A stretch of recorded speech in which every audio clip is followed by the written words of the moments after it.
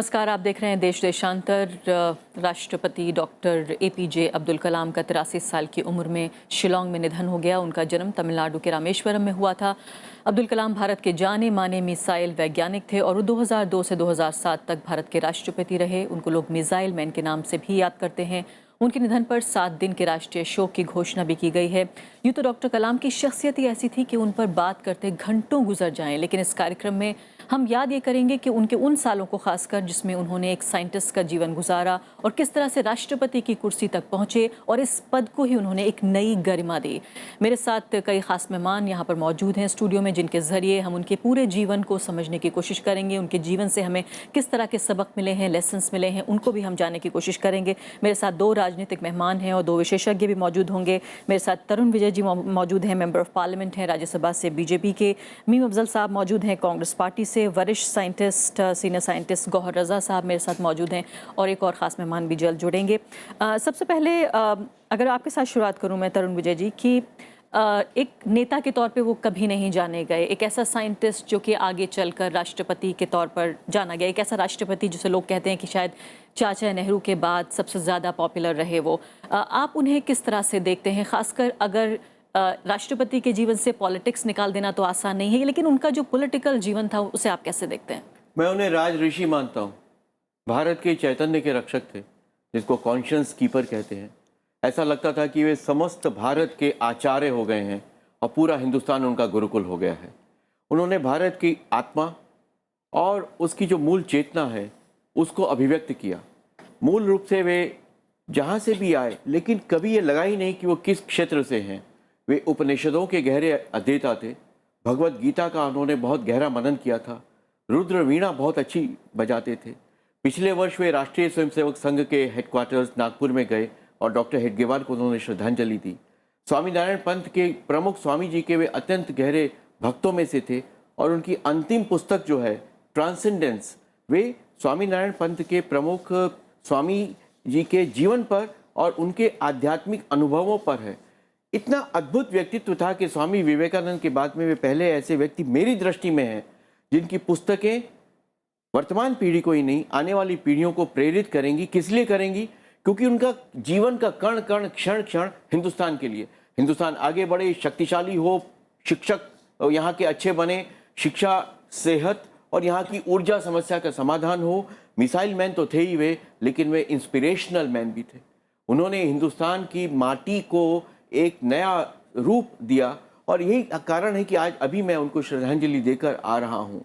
मीलों लंबी लाइन मैंने देखी है और में 90% जो पंक्ति में खड़े हुए हैं वे कॉलेज के विद्यार्थी हैं, बच्चे हैं, दौड़ दौड़ कर आ रहे हैं कि कहीं ऐसा ना हो कि दरवाजे बंद हो जाएं और उन्हें अंतिम दर्शन करने से उन्हें वंचित रहना पड़े। ऐसा व्यक्ति सदियों बाद होता है और उन्होंने अपने जीवन के माध्यम से ये सिखाया कि राष्ट्रपति पद पर बने रहकर ही लोकप्रियता नहीं मिलती है, उन्हें जनता के साथ एक रूप होना होता है। लेकिन तरुण विजय जी, आज उनके लिए एक बड़े अखबार ने लिखा है कि नॉट अ रबर स्टैम्प। वो एक ऐसे आदमी थे जिसको कि एक रबर स्टैम्प नहीं माना जा सकता। जो हमारे यहाँ जिस तरह का सेटअप है फिलहाल हमारे लोकतंत्र में, वहाँ राष्ट्रपति का पद बहुत ऊंचा है, सबसे ऊंचा है, लेकिन उसके बावजूद उसकी हालत शायद ऐसी नहीं है कि वो बहुत महत्वपूर्ण फैसले अपने दम पर ले सके। क्या आपको लगता है कि डॉक्टर कलाम की उस पद पर रहते हुए उन्होंने रबर स्टैम्प की जो एक इमेज हमेशा से रही उसको तोड़ा? किसी की हिम्मत नहीं हो सकती थी कि उनको रबर स्टैम्प के रूप में इस्तेमाल करने की कोशिश भी कर सके।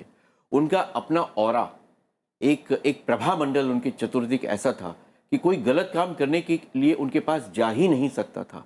और जिस प्रकार से जो एक सत्ता में परिवर्तन हो रहा था और अटल जी से पहले कांग्रेस की जो नेता सोनिया जी प्रधानमंत्री बनने के उसमें थी, तो जो स्थिति उन्होंने एक दृढ़ता के साथ दिखाई, वह मैं समझता हूँ कि बहुत असाधारण, अभूतपूर्व और दुर्लभ होती है। बिल्कुल। और इसी प्रकार से अनेक क्षेत्रों में, प्रांतों में भी जब कभी परिवर्तन की भी बात उठी या गवर्नर की बात उठी या वहाँ जो मुख्यमंत्रियों को बनाने की, तो ही स्टूड हिज लाइन।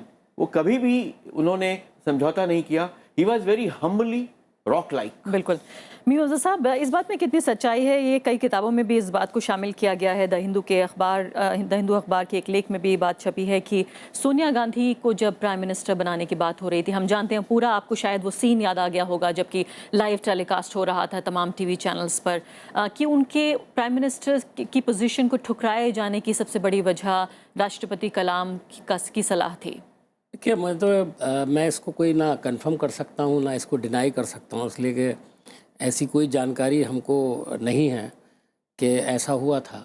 लेकिन जहाँ तक 2004 का मामला है, उस वक्त मैं काफ़ी एक्टिवली पार्टी के कामों में था और सारे में एक बड़ा ज़बरदस्त जोश था कांग्रेस पार्टी के वर्कर्स के अंदर, और उनके घर के बाहर भी भीड़ लगी हुई थी और सब ये चाहते थे कि सोनिया जी जो हैं इसको एक्सेप्ट कर लें।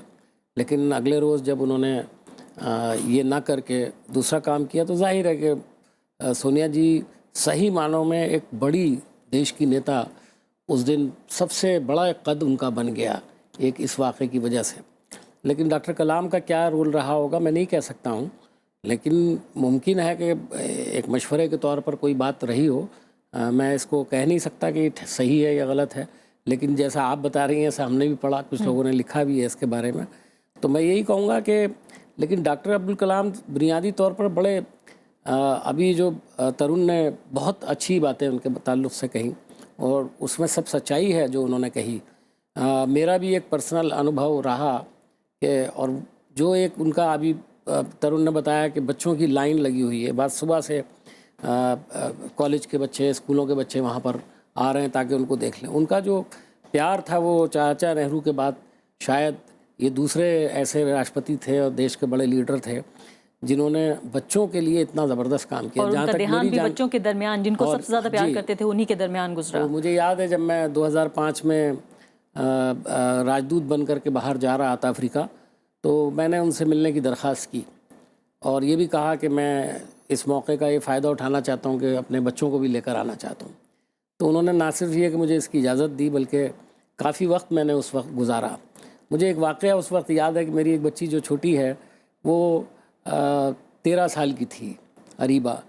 तो उससे उन्होंने पूछा, अरीबा तुम कौन सी क्लास में, अंग्रेज़ी में पूछा, क्या तुम कौन सी क्लास में पढ़ती हो? तो इससे पहले कि अरीबा बच्ची कुछ जवाब देती, चूँकि थोड़ी सी वो नर्वस थी, राष्ट्रपति जी के घर में राष्ट्रपति जी के सामने बैठी हुई थी, तो इससे पहले तो मैंने ये सोच करके नर्वस हो रही है, मैंने जवाब दिया कि 9th क्लास में है। तो उन्होंने फ़ौरन मुझे कहा कि एम्बेसडर साहब, मैंने आपसे तो नहीं पूछा और मैं उससे बात कर रहा हूँ, आप इसका जवाब मत दीजिए, उसको जवाब देने दीजिए। और फिर उन्होंने काफ़ी देर तक उससे बातें की उसके फ्यूचर के बारे में। तो मैं बड़ा हैरान हुआ कि मैं उनसे मिलने आता, शायद वो मुझे कुछ दूसरी बातों की तरफ तवज्जो, लेकिन उन्होंने काफ़ी वक्त जो है बच्ची से बात करने में लगाया और उसको कुछ सलाह भी दी। तो मैं ये नहीं चाहती कि उनके निधन के मौके पे बहुत ज़्यादा राजनीतिक चर्चाएं हों, लेकिन ये बहुत समझना इस बात को ज़रूरी है कि वो क्यों अलग तरह के राष्ट्रपति थे। मैं गौर रज़ा साहब आपकी तरफ आऊँगी, लेकिन तरुण विजय जी, मैं आप ही के साथ इस पर बात करना चाहती हूँ, क्योंकि पहले उनकी राजनीतिक जो उनकी एक छवि थी, जो एक राजनीतिक शख्सियत का हिस्सा था, उसके बारे में ज़रूर चर्चा करना चाहूँगी, जिसमें उन्होंने अपनी किताब टर्निंग पॉइंट में ये लिखा है कि 2002 में जब गुजरात में दंगे हुए तो खुद अटल बिहारी वाजपेयी ने उनसे ये कहा कि क्या आपका जाना बहुत ज़रूरी है। वो गुजरात जाना चाहते थे। इसके अलावा उन्होंने लिखा है अपनी किताब में कि मंत्रालय और नौकरशाही के स्तर पर उन्हें सलाह ये दी गई थी कि उन्हें गुजरात नहीं जाना चाहिए, उसके बावजूद भी वो गए। क्या आपको लगता है, जैसे आपने कहा कि एक चैतन्य के रखवाले, कॉन्शियस कीपर सोसाइटी का एक वो आदमी जो सिर्फ अपनी अंतरात्मा को सुनता है, उसने जो एक प्रोटोकॉल्स होते हैं या जो इस तरह के सवाल करने का मतलब ही वाजपेयी साहब का शायद ये रहा होगा कि ना जाएं तो बेहतर है, उसके बावजूद भी वो गए। किस तरह से आप देखते हैं? मैं इस रूप में देखता हूं कि जो राष्ट्रपति भवन की वायसराय से चली आ रही कॉलोनियल एक बॉक्स परंपराएं थी, उसको उन्होंने जी भर के तोड़ा और वे अपने मन के मालिक थे। उनके भीतर जो एक भारत की आत्मा का निवास था, मैंने लिखा भी है कि वे भारत की आत्मा के सच्चे प्रतिनिधि थे और इस कारण से जो ठीक लगा वह यदि वे नहीं कर पाते तो इस्तीफा दे देते। उनको इस बात की कतई चिंता नहीं थी कि मेरे फैसले से किसी को दुख होगा या सुख होगा। जो उनकी भीतर की आत्मा कहती थी उसका फैसला वे करते थे और उसको लागू भी करते थे। इसलिए वो गुजरात भी गए। गुजरात जाके जो उनके मन में आया, ठीक लगा, वहाँ गए। वहाँ वे अक्षरधाम भी गए थे। वहाँ उन्होंने स्वामीनारायण संप्रदाय के प्रमुख स्वामी जी से भी भेंट की थी और उनसे बड़ी सलाह करते थे, कविताएं लिखते थे। तमिल में उन्होंने कविताएं लिखी। और जैसा मीम अफजल भाई ने बताया, मेरी बेटी के साथ भी एक ऐसा ही हुआ। वह जब छोटी थी और उसकी उम्र भी तब 13 ही साल थी, तो द इनविंसिबल एक मैगजीन निकालती थी, शांभवी। और जब कलाम साहब रिटायर हो रहे थे तो उन्होंने चाय दी। चाय में मीडिया के लोगों को बुलाया, तमाम दिल्ली के बड़े बड़े एडिटर्स और ब्यूरो चीफ और न्यूज़ एडिटर्स उसमें आए। उसमें उस बच्ची को जो 13 साल की थी और एडिटर थी एक छोटी मैगजीन की, उसको भी उन्होंने बुलाया और कहा कि now I am meeting the youngest editor of India. तो ये दरिया दिली और इस ये वक्त हिम्मत, तरुण विजय जी हमारे प्रोटोकॉल तोड़ना। साथ फोन लाइन पर एक और मेहमान जुड़ गए हैं। बीजेपी के वरिष्ठ नेता, पूर्व मंत्री मुरली मनोहर जोशी, डॉक्टर मुरली मनोहर जोशी इस वक्त फोन लाइन पर मौजूद हैं। डॉक्टर मुरली मनोहर जोशी, हम एपीजे अब्दुल कलाम को इस वक्त याद कर रहे हैं कि किस तरह के व्यक्ति के तौर पर इतिहास उन्हें याद रखेगा, देश उन्हें याद रखेगा। फिलहाल हम चर्चा इस बात पर कर रहे थे कि जो राजनीतिक पहलू है उनकी शख्सियत का, जब वो राष्ट्रपति बने उन 5 सालों के दौरान, आप किस तरह से उनको याद रखते हैं? क्यों हम ये कहें कि वो एक रबर स्टैंप नहीं थे?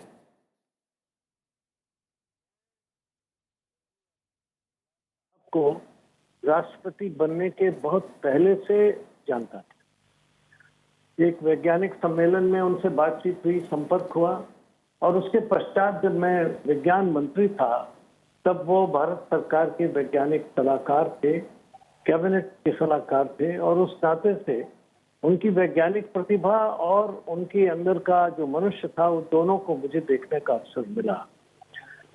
और मैं ऐसा समझता हूँ कि उनका विज्ञान आम आदमी के लिए समर्पित था। मिसाइल के निर्माण में, मिसाइल के आधुनिकीकरण में जितने वो तत्पर थे, उतने ही आम आदमी को कैसे लाभ हो सकता है उसके लिए चिंतित थे। और एक बार उन्होंने मुझसे कहा कि मैं चाहता हूं कि इसके कुछ न कुछ परिणाम आम आदमी को भी मिले हैं। तो कुछ दिनों बाद उन्होंने कहा, देखिए, जिस धातु से हम मिसाइल के कलेवर बनाते हैं, हमने उसी से हृदय में आरोपित करने वाला स्टंट भी बनाया है। बहुत सस्ता है, विदेश से हम इतने में इसको आयात करते हैं, हमने इतने देश में 1/10 दाम में बना दिया है, और हमारी इसकी टेक्नोलॉजी अब उपलब्ध है और इसके लाभ मिलेगा लोगों को। तो मैं ये बताना चाहता हूँ कि वो केवल विज्ञान और विज्ञान से डिफेंस इसी तरफ नहीं, बल्कि विज्ञान नीचे से लेकर ऊपर तक, गरीब आदमी की सेवा से लेकर देश की प्रतिरक्षा तक, ये उनका दृष्टिकोण था। और विज्ञान के संबंध में उनका हमेशा यही मत रहा कि हम जो भी कुछ करें उसका लाभ नीचे तक, आम आदमी तक अवश्य पहुंचे। जब वो राष्ट्रपति हुए तो सबसे पहले मेरा जो उनका राष्ट्रपति के नाते उनको देखा मैंने, तो वो कुलपतियों के सम्मेलन में देखा कि किस तरह से कलाम साहब शिक्षा के बारे में लोगों का मार्गदर्शन करते हैं। जब वो कहते थे कि मैं एक शिक्षक हूँ, तो सही में समझ में आता था कि वो एक शिक्षक है। कुलपतियों की नियुक्ति के बारे में मेरी उनसे अक्सर सलाह होती थी, उसके बारे में भी मैंने उनकी राय देखी, उनका चिंतन देखा, और काफी बारीकी से कुलपतियों की नियुक्ति हो इसके बारे में उनका ध्यान देखा। शिक्षा का सार कैसा हो इसके बारे में देखा, और शिक्षा आम आदमी के लिए सुलभ कैसे हो इसके लिए बराबर उनकी। बिल्कुल, बहुत अच्छी आप बात कह रहे हैं कि किस तरह से विज्ञान जो है आम आदमी के फायदे के लिए इस्तेमाल हो सके, इसको लेकर खासकर उन्होंने कहा है कि महत्वपूर्ण बात है। तरुण विजय जी कुछ कहना चाहते हैं? डॉक्टर साहब बिल्कुल ठीक कह रहे हैं। लद्दाख में उन्होंने DRDO की लेबोरेटरी स्थापित की और वहाँ पे जंगली ये बेर होते थे, तो उसको लेकर उन्होंने ये शीतल पेय बनाया। और ये लेह बेरी नाम का जो एक ड्रिंक आता है, वो डॉक्टर कलाम की देन है। पूरे हिंदुस्तान में नहीं, विदेशों में भी बहुत पसंद किया जाता है, और इससे लद्दाख की इकोनॉमी पे भी बहुत अच्छा असर पड़ा। लेह बेरी उन्होंने लेह के नाम पे ही उसका नाम रखा। और इस प्रकार आम आदमी को विज्ञान का फायदा होना चाहिए। विज्ञान जो है इलिटिस्ट नहीं होना चाहिए, इसके लिए हमेशा प्रयास किया। और हरियाली जितनी आज लद्दाख में दिखती है वो डॉक्टर कलाम की देन है। बिल्कुल। डॉक्टर जोशी, एक और बहुत महत्वपूर्ण बात जो बराबर उन्होंने अपनी जो इंस्पिरेशनल किताबें हैं उसमें लिखी है, बराबरी का मौका देने की बात जो उन्होंने बार बार लिखी है कि आप कहाँ पैदा हुए हैं इस पर आपका अधिकार नहीं है, लेकिन इस पर ज़रूर अधिकार होना चाहिए कि मौका आपको कैसे मिलता है।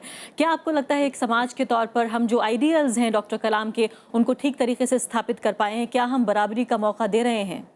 नहीं, अभी तो हम नहीं दे पाए, और वो इस मामले में बहुत चिंतित रहते थे। मैंने कहा ना कि शिक्षा के मामले में उनका हमेशा ये कहना था कि ये जो गैर बराबरी की शिक्षा है, इससे काफी मतभेद और विभेद पैदा होते हैं। अगर शिक्षा में समानता आएगी तो फिर समाज में समानता आएगी, और इसलिए शिक्षा को समान रूप में सारे देश में कैसे चलाया जाए। और जब हमने ये सर्व शिक्षा अभियान चलाया था तो बहुत प्रसन्न हुए थे कि भाई ये बहुत ही अच्छी कारगर योजना है। शिक्षा में सबको बराबरी का मौका मिलने के लिए संविधान में जब वाजपेयी जी की सरकार ने संशोधन किया तो उस पर भी उनकी बहुत ही एक सकारात्मक ही नहीं बल्कि उत्साहवर्धक प्रतिक्रिया थी। तो एक तरह से आम आदमी के जीवन को सुधारने के लिए और शिक्षा में बराबरी का, शिक्षा में नहीं बल्कि समाज के हर स्तर पर महिलाओं के लिए, निर्धन वर्ग के लिए वो हमेशा प्रस्तावित करते रहते थे। और इस संबंध में मैं आपको बताता हूं कि उन्होंने एक बार ये कहा प्रधानमंत्री से कि एक योजना में ग्रामीण क्षेत्र और शहरी क्षेत्रों के बारे में देना चाहता हूँ। तो एक पावर पॉइंट प्रेजेंटेशन उन्होंने किया, उसमें वाजपेयी जी थे, अपने योजना आयोग के उपाध्यक्ष केसी पंत थे, मैं था, कलाम साहब थे, प्रोफेसर इंद्रेशन थे, आज उनका भी देहांत हो चुका है पिछले दिनों, और एक दो अन्य अफसर थे जो योजना आयोग से संबंधित थे। तो वहाँ उन्होंने एक योजना रखी जिसका नाम था PURA, पूरा, providing urban facilities to rural area. तो ध्यान ये था कि जिस प्रकार का विकास इस शहरी क्षेत्र में हो रहा है तेजी से, उसको हम ग्रामीण क्षेत्र में कैसे पहुंचा सकते हैं और कैसे गांव और शहर के बीच की खाई को कम कर सकते हैं। और शहरी जो विकास हो रहा है, बिल्कुल बेलगाम विकास हो रहा है, उस पर भी कैसे नियंत्रण ला सकते हैं और गांवों का एक ऐसा समन्वित विकास कर सकते हैं और गांव और शहर की दूरी को कम कर। बिल्कुल, बहुत बहुत शुक्रिया। उनकी एक दृष्टि थी जो हर क्षेत्र में परिलक्षित होती थी। बिल्कुल। और एक तरह से मुझे उनके साथ कई वर्षों तक विज्ञान मंत्री के नाते और शिक्षा मंत्री के नाते काम करने का अवसर मिला। बिल्कुल। और मैंने तब भी ये कहा था जब वो सेवानिवृत्त हुए थे विज्ञान के उस सलाहकार के पद से कि देश को 100 कलाम की आवश्यकता है। बिल्कुल। और मैं आज भी ये कहता हूँ कि उनके जाने से बहुत नुकसान हुआ है। जब हमें 100 अब्दुल कलाम चाहिए थे तब ये एक हमारे बीच में जो एक था वो भी चला गया। जी हाँ, बहुत बहुत शुक्रिया डॉक्टर जोशी आपका।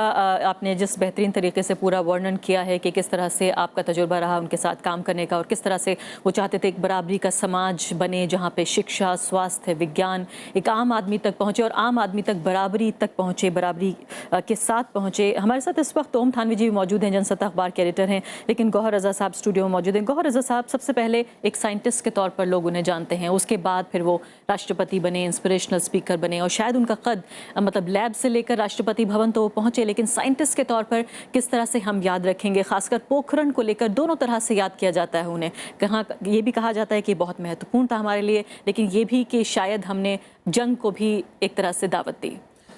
देखिए, कलाम साहब को इसका फ़ख्र था कि वो साइंटिस्ट थे और वो अपने को टीचर कहते थे। एक अच्छा साइंटिस्ट हमेशा टीचर भी हुआ करता है, लेकिन उनकी शख्सियत को समझने के लिए ये ज़रूरी है कि हम 50s, 60s और 70s में जो देश में माहौल था उसको समझें। माहौल ये था कि देश बन रहा था, नेहरूवियन एरा था, हम फॉरवर्ड लुकिंग कंट्री की तरह से थे। पॉलिटिकल लीडरशिप और साइंटिफिक लीडरशिप ये देख रही थी कि देश को उन्नति अगर होनी है उसकी, तो इस उन्नति में साइंस एंड टेक्नोलॉजी ही आधार बन सकती है और कोई तरीका नहीं है। ओमी जहांगीर भाभा, ओमी सेठना से लेकर धवन साहब तक, डॉक्टर धवन तक, या SS भटनागर या उससे पहले सर CV रमन तक, ये सारे लोग, इनको यकीन था कि दो चीज़ें आधार बनेंगी, एक साइंस एंड टेक्नोलॉजी जिसका इंफ्रास्ट्रक्चर क्रिएट होना है और दूसरी तरफ नया उभरता हुआ ज़हीन दिमाग। ये लोग एक तरफ स्ट्रक्चर्स बना रहे थे और दूसरी तरफ ज़हीन दिमाग ढूंढ रहे थे। उस वक्त के वो जो नेहरूवियन एरा है उसकी सबसे बड़ी जीत जो है वो ये है कि एक अखबार बेचने वाला बच्चा जिसको ये भरोसा नहीं था कि उसको अगले वक्त खाना मिलना है या नहीं मिलना है, जिसको ये यकीन नहीं था कि उसको एजुकेशन मिल पाएगी या नहीं मिल पाएगी, वो इसरो तक पहुंचता है। अगर इसरो ना होता तो कलाम साहब भी शायद नहीं होते। इस तरह से हजारों सैकड़ों ज़हीन दिमाग यानी जो हैं वो इंस्टीट्यूशंस की जो आज, अहमियत है उनकी बात कर रहे हैं आप, बिल्कुल। और उसमें जो कल्चर डेवलप हुआ जिसने उनकी शख्सियत को ढाला, वो ये कल्चर था कि हम कर सकते। दुनिया के ज़्यादातर देश हिंदुस्तान को अलग थलग करने में लगे हुए थे, हमें गुब्बारे की टेक्नोलॉजी नहीं दे रहे थे। होमी जहांगीर भाभा ने ये बहुत क्लियरली लिखा है कि उनको गुब्बारे की टेक्नोलॉजी चाहिए थी स्पेस को स्टडी करने के लिए, मना कर दिया। तो इन हालात में साइकिल के ऊपर, बैलगाड़ी के ऊपर, रिक्शा के ऊपर, कंधों पे उठा करके रात रात जाग करके ये साइंटिस्ट हिंदुस्तान का निर्माण कर रहे थे। इस कल्चर में ये जो सभ्यता अंदर पनप रही थी, इसमें यकीन था कि हमारे देश में हम कर सकते हैं। और सिर्फ यही नहीं कि हम छोटी छोटी चीज़ें कर सकते हैं, किसी को 2 वक्त का खाना मिल जाए, खाली यही नहीं कर सकते, 2 वक्त के खाने के लिए हमें स्पेस टेक्नोलॉजी भी करनी होगी। ये रिलेशनशिप उस वक्त क्लियरली दिखाई दे रही थी। आज मुझे कहीं ये टूटती हुई दिखाई देती है ये रिलेशनशिप। लेकिन गौरव साहब, आज भी ये बहस अभी भी उतनी ही शायद रेलेवेंट है कि रोटी चाहिए या स्पेस में जाइए। अभी भी आपने देखा होगा कि अभी भी। लेकिन कलाम साहब का जो इसमें रोल दिखाई हमको देता है, वो ये दिखाई देता है कि वो इस कल्चर में रच बस करके उन्हें मालूम था कि आम आदमी की अगर समस्याएं सॉल्व करनी हैं तो कटिंग एज टेक्नोलॉजी पे काम करना होगा, हमें देश के अंदर क्षमता पैदा करनी होगी। उसके लिए एजुकेशन की ज़रूरत है, उसके लिए इंस्टीट्यूशंस की ज़रूरत है, और इंस्टीट्यूशंस में डेमोक्रेसी की ज़रूरत है। देश में डेमोक्रेसी की ज़रूरत है जहां हर ज़हीन दिमाग पनप सके। हम उस पूरे ख्वाब को पूरा नहीं कर पाए, जोशी जी ने अभी कहा है कि उस ख्वाब को पूरा नहीं कर पाए, लेकिन उस ख्वाब की तरफ कदम बढ़ाने वाले लोगों की ज़रूरत है इस देश के अंदर, जो साइंस को आधार बनाएं अपने काम का, और ये यकीन कि हम अगर सारी दुनिया भी हमें अलग थलग कर दे तब भी हम स्पेस टेक्नोलॉजी में एक्सेल कर सकते हैं। बिल्कुल। मैं वापस आपकी तरफ लौटती हूँ, ओम थानवी जी की तरफ रुख कर लेती हूँ। जनसत्ता के एडिटर हैं ओम थानवी साहब, वरिष्ठ पत्रकार हैं। ओम थानवी जी, यहाँ पर हम ये याद करने की कोशिश कर रहे हैं, अलग अलग पहलू जो है वो डॉक्टर कलाम की ज़िंदगी के, उनके शख्सियत के हम देखने समझने की कोशिश कर रहे हैं कि किस तरह से उनकी जो ज़िंदगी की किताब है उसमें से कितने पन्ने ऐसे हैं, कितने चैप्टर्स ऐसे हैं जो अपनी ज़िंदगियों में हम ढाल सकते हैं एक बेहतर समाज के निर्माण के लिए, एक बेहतर भारत के निर्माण के लिए। अभी जिक्र इस बात का हो रहा है कि जो उनके आइडियल्स थे, जो उनके आदर्श थे, जिस तरह का वो समाज चाहते थे, शायद हम वैसा नहीं बना पाए हैं, लेकिन उनकी जो एक अलग शख्सियत बनी, एक इंस्पिरेशनल स्पीकर की, एक इंस्पिरेशनल राइटर की, ये कैसे हो पाया? एक राष्ट्रपति से लेकर एक इंस्पिरेशनल स्पीकर जो शायद बच्चों के दरमियान, युवा पीढ़ी के दरमियान ही रहना चाहता था, किस तरह से ये सफ़र तय हुआ? देखिए, गौर रजा साहब ने और तरुण विजय जी ने बहुत ही तरीके से चीजें आपके सामने रखी हैं। वो एक सेल्फ मेड आदमी थे। जिस तरह से उनके व्यक्तित्व का निखार है, उस व्यक्तित्व के निखार के लिए खुद जिम्मेदार थे। उन्होंने परिस्थितियों से सीखा और सीखते हुए बड़े हुए। इसी वजह से उनके व्यक्तित्व में जो एक स्वावलंबन और जो आत्मविश्वास आया वो बहुत कम लोगों में दिखाई देता है। जो तरुण विजय जी ने कहा कि राजऋषि शब्द का इस्तेमाल किया, हमारे चैतन्य के रखवाले थे, इसमें कोई शक नहीं है। और जिन परिस्थितियों में वो राष्ट्रपति बने, इसको नहीं भूलना चाहिए कि 2002 में जब गुजरात में कत्लेआम हुआ और करीब 2000 के करीब मुसलमान मारे गए और सरकारी आंकड़े के हिसाब से कोई 800 मुसलमान मारे गए, उसके बाद इस देश में एक बड़ा समुदाय, इतना बड़ा समुदाय हमारा, उसके विश्वास को ठेस पहुंची कि ये देश हमारा है। इस तरह से हादसा हुआ। उस हादसे के बीच में भारतीय जनता पार्टी ने, खासकर अटल बिहारी वाजपेयी जी की भूमिका इसमें थी कि उन्होंने अब्दुल कलाम साहब को राष्ट्रपति पद के लिए चुना। और वो राष्ट्रपति जब चुने गए, आप इस परिप्रेक्ष्य में देखें सारी चीज को, उसके बाद में 1 महीने बाद जब वो गुजरात जाने की बात आई तो सरकार को इससे थोड़ा सा धक्का लगा। स्वाभाविक था क्योंकि वो सरकार ने उनको राष्ट्रपति बनवाया था। कांग्रेस का भी जबरदस्त सपोर्ट था, करीब 90% मेरे ख्याल में मत उनको मिले थे। पर एक जिम्मेदारी का एहसास, सरकार की इच्छा के खिलाफ राष्ट्रपति नहीं जाते हैं, पर गुजरात गए। क्योंकि जिस तरह का हादसा हो गया था उस हादसे को तो देश सदियों नहीं भूलेगा। उस हादसे में अगर वो गुजरात देश का राष्ट्रपति न जाए तो उनको लगा कि मेरा राष्ट्रपति बनना न बनना फिजूल है, और वो गए। इस तरह से ये जो कन्विक्शन, ये जो आत्मविश्वास, आत्मबल उनमें था, ये अद्भुत था। दूसरा, उनमें एक बाल सुलभ कहना चाहिए कि जिज्ञासा रहती थी। वो शिक्षक तो थे ही, इसमें कोई शक नहीं है। रजा साहब ने कहा कि हर वैज्ञानिक शिक्षक होता है, पर हर वैज्ञानिक बड़ा जटिल होता है। विज्ञान अपने आप एक जटिल चीज है। वैज्ञानिक होते हुए आप एक भिक्षुक की तरह सरल व्यक्तित्व जो है वो अर्जित कर लें, ये हर वैज्ञानिक नहीं कर पाता है। इसी वजह से एक सरलता उनके एक्सप्रेशन में भी थी, उनकी अभिव्यक्ति में भी थी और उनके व्यक्तित्व में भी थी। और एक बात मुझे ख्याल है कि उनको किसी ने राय दी कि अब आप राष्ट्रपति बन गए तो आपको ये बालों की जो शैली है, हेयर स्टाइल है, ये शोभा नहीं देता, इसको बदलिए। लेकिन बाद में थोड़ा सा बदलाव करने के बाद उन्होंने कहा नहीं, जो मुझको ठीक लगता है, और अंततः आप हम सब जानते हैं कि वो उस पर ही टिके रहे। ये जो उनमें एक बाल सुलभ एक व्यक्तित्व की खूबी, राष्ट्रपति होते हुए भी राष्ट्रपति की जो दीवारें होती हैं राष्ट्रपति भवन की बहुत ऊंची होती हैं, उनको गिरा देना, उससे बाहर भी वो देख पाए। आपने बिल्कुल ठीक कहा, लेकिन इसके अलावा हम चर्चा ये कर रहे थे ओम थानवी जी कि किस तरह से उनको एक रबर स्टैंप नहीं कहा जा सकता। उन्होंने कहीं ना कहीं राष्ट्रपति के पद जो पहले से ही ऊंचा होता है उसको कितनी गरिमा बख्शी, और उसके बाद से उम्मीद ये की जाने लगी बाकी आने वाले राष्ट्रपतियों से भी कि शायद वो कलाम से बेहतर या कम से कम डॉक्टर कलाम जैसा कुछ करके दिखाएंगे। इसमें कहीं ना कहीं जिक्र उन सालों का भी है जबकि आपने कहा कि 1 महीने के बाद ही वो गुजरात जाना चाहते थे। उसके बाद फिर जब यूपीए के शासनकाल में भी बिहार का मसला जब उठा था राष्ट्रपति शासन लगाने को लेकर, तब भी ये सुनने में आता है कि वो इस्तीफा देना चाहते थे। तो कहीं ना कहीं उन्होंने हर वक्त जो है वो अपनी अंतरात्मा की आवाज़ सुनी। देखिए, वो एक विवादास्पद पहलू है। हमें उस जैसे सोनिया गांधी वाले किस्से पे आप बात कर रही थी, हमें इस बारे में भी सच्चाई नहीं मालूम है, लेकिन ये जरूर है कि 2005 में जब राष्ट्रपति शासन लगाने की बात हुई और वो उस वक्त मॉस्को में थे, और उस वक्त जिस तरह से उनसे दस्तखत करवाए गए तो जाहिर है कि उनकी आत्मा को इससे ठेस लगी होगी। और कांग्रेस की जो उस वक्त जैसी भी जो भूमिका थी, अब तो चूंकि इतिहास हुआ, कोई नहीं जानता कि सच्चाई क्या है, लेकिन जरूर उन्होंने, मुझे लगता है कि इसका प्रतिकार किया होगा, पर उनके सामने ऑप्शन नहीं होते हैं।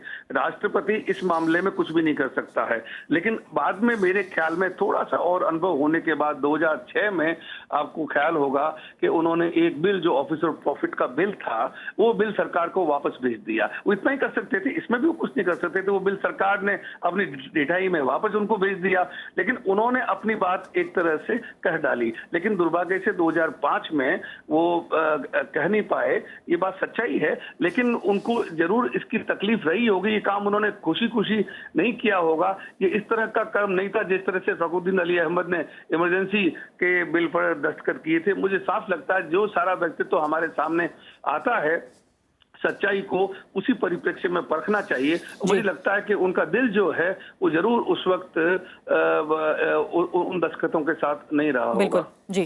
तरुण विजय जी, बहुत कम समय बचा है, आखिरी बात इसको लेकर भी कि दोबारा जब उनके राष्ट्रपति बनने को लेकर बात चली तो उन्होंने इनकार कर दिया। 2012 का मैं जिक्र कर रही हूँ। क्या ऐसे हालात बने कि वो फिर से राष्ट्रपति नहीं बनना चाहते थे? देखिए, मैं बहुत प्रीवी तो नहीं हूँ, लेकिन जहाँ तक मेरी जानकारी है, क्योंकि उस समय राजनीति में हम लोग काफ़ी चर्चा भी करते थे, वे चाहते थे कि राष्ट्रपति पद के लिए अगर वे चुने जाएं तो सबका समर्थन मिले। कांग्रेस ने समर्थन से इनकार कर दिया था, और इस कारण से एक तरफा होके कोशिश की जाए तो उन्हें लगा कि ये ठीक नहीं होगा। और अगर सब लोग समर्थन करते, जैसे कांग्रेस भी साथ में आ जाती, तो निश्चित रूप से वे राष्ट्रपति दोबारा बनते। और मैं यहाँ एक बात कहना चाहूँगा, क्योंकि गुजरात का जिक्र हुआ है, वे गुजरात गए थे, लेकिन गुजरात के संदर्भ में उन्होंने एक शब्द भी ऐसा नहीं कहा था कि जिससे घाव हरे हों या जिससे दुर्भावना फैले। जो लोग अपने को सेकुलर कहते हैं, वे अक्सर देश में दुर्भावनाएं फैला देते हैं। ऐसा एक शब्द नहीं कहा। और नरेंद्र भाई मोदी के साथ उनके बहुत आत्मीय और अच्छे संबंध रहे। लेकिन शायद एक राष्ट्रपति का वहां जाना ही काफी सिंबॉलिक था। उससे बलहम लगी और बहुत अच्छा लगा। नरेंद्र भाई मोदी ने खुद कहा है कि उन्होंने राष्ट्रपति अब्दुल कलाम से बहुत कुछ सीखा है। तो ये संबंध की जो प्रगाढ़ता थी, यह भी कहीं न कहीं सामने आनी चाहिए। और दूसरे, शिक्षा के क्षेत्र में केवल एक बात कहना चाहूँगा, जो PSLV 5 का प्रक्षेपण हुआ, उसके पीछे उनका दिमाग था। और जो अभी जो एक उनका बॉम्बे में IIT में भाषण हुआ, इस बात के लिए वो पूरी तरह से कोशिश कर रहे थे कि हिंदुस्तान में 200 मिलियन 20 करोड़ परिवार जो है वो किसी न किसी तरह से सौर ऊर्जा से प्रकाशित हो बिल्कुल। जाए। मुझे वे तरुण चाहते जी हैं कि कार्यक्रम हर यहाँ घर खत्म की करना छत होगा। पर जी। एक सोलर पैनल लग जाए, बिल्कुल। ताकि यहाँ की यानी आप ऊर्जा बहुत समस्या- महत्वपूर्ण बात कह रहे हैं जो डॉक्टर जोशी भी कह रहे थे, और खासकर बहुत बेहतरीन तरीके से अभी गौहर रजा साहब ने भी कहा कि साइंस को जो है वो आम आदमी के दरवाजे तक कैसे पहुंचाना है, उसकी ज़िंदगी को किस तरह से बेहतर करना है। एक साइंटिस्ट के तौर पर भी उन्होंने जिस तरह का रोल निभाया और एक राष्ट्रपति के तौर पर भी उसको इम्प्लीमेंट करने की, अमल में लाने की कोशिश की। शायद हिंदुस्तान, दुनिया उनको इस तरह से याद रखेगा, और ख़ासकर युवा पीढ़ी जिसके लिए वो कल के एक सुनहरे भारत का सपना देख रहे थे। फिलहाल सभी मेहमानों को बहुत बहुत शुक्रिया। इसी के साथ अभी के लिए इतना ही। नमस्कार।